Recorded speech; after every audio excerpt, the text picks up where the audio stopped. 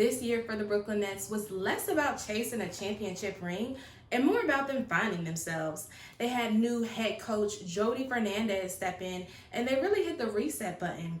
You can tell, even looking back to the very beginning of the season, they knew what their goals were for this season, and was truly all about building. They didn't want to be the loudest team in the East, but they wanted to figure out who they even are.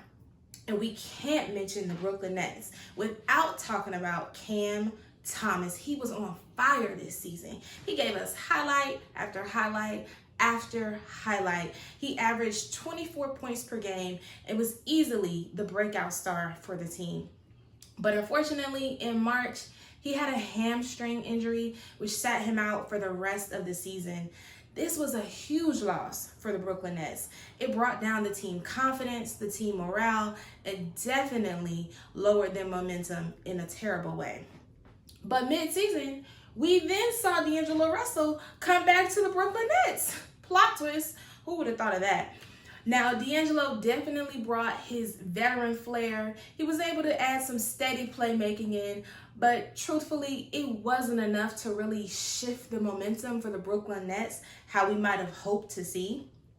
And offensively throughout the year, the Brooklyn Nets, they were trying their best, but they weren't just scoring enough.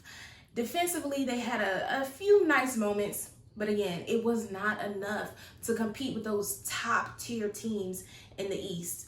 So they did finish in the bottom of the East, and they were nowhere near being playoff contenders. But here's the thing. I would not count the Brooklyn Nets out for next season. They have the leadership that is thinking long term. They're thinking down the line, 2-3 years from now, not just about here and now, which is the type of leadership we want to see in a star organization. They also have a talented team, a young team with plenty of room to grow. They still have some pieces that they need to add to the puzzle to really give us the playmakers that we want to see on the court. But overall, they're young, talented, plenty of room to grow, and I'm excited to see where they go next season.